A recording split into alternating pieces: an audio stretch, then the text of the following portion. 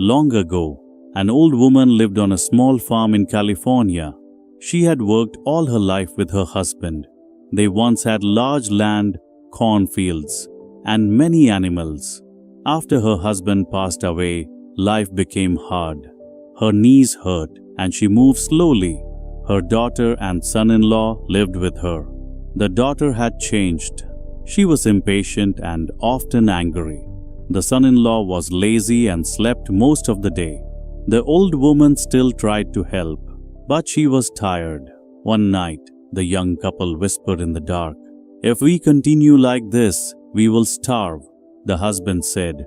The daughter replied, "Mother must leave. We need this house for ourselves." The next morning, the old woman heard loud noises. She walked outside and saw her clothes, blankets, and shoes thrown into the ground. Her daughter stood there, cold and silent. "Mother, you must leave," she said, without looking at her. The old woman's hands shook. "This is my own house," she whispered, but the door closed in her face. She sat on the step and cried until evening. What the couple did not know was that she and her late husband had saved money for years. She had hidden it in a stone box near the old corral. That night, she went there, moved the stones, and found her savings. With this money, she could start again. She walked to the next village. A kind farm family recognized her and gave her food, tea, and a small room for the night. The next morning, she asked if there was land for sale. "Yes, there is," they said. She bought a good piece of land. With help from neighbors, she built a strong wooden house. She planted corn, kept chickens, and lived a peaceful life. A young neighbor boy often helped her with chores.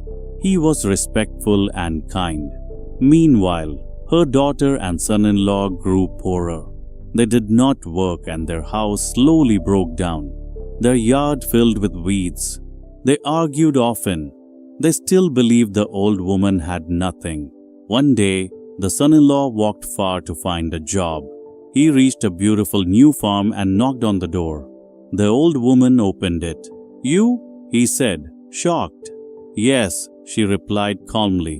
He asked for work, saying he had no money and no food. She agreed to hire him, but with one condition. "You must not tell my daughter that this farm is mine." He nodded quickly. "I promise." He worked hard every day. The old woman never treated him badly. She only asked, "How is my daughter?" He always answered, "She is fine," even though she was not. One morning, the daughter followed him. She was surprised to see such a big farm. She entered the yard and saw her mother. "You have all this while I suffer," she shouted. "When you finish shouting, speak to me," the old woman said quietly. The daughter demanded money, the house, anything she could get. The old woman gave her only a few coins and closed the door. The couple wasted the money quickly. They soon sold their old house and land. They believed they would inherit the new farm after the old woman passed away. But the old woman had already made her decision. She wrote a will. "My farm will go to the young boy who helped me when I had no one. My daughter shall receive nothing."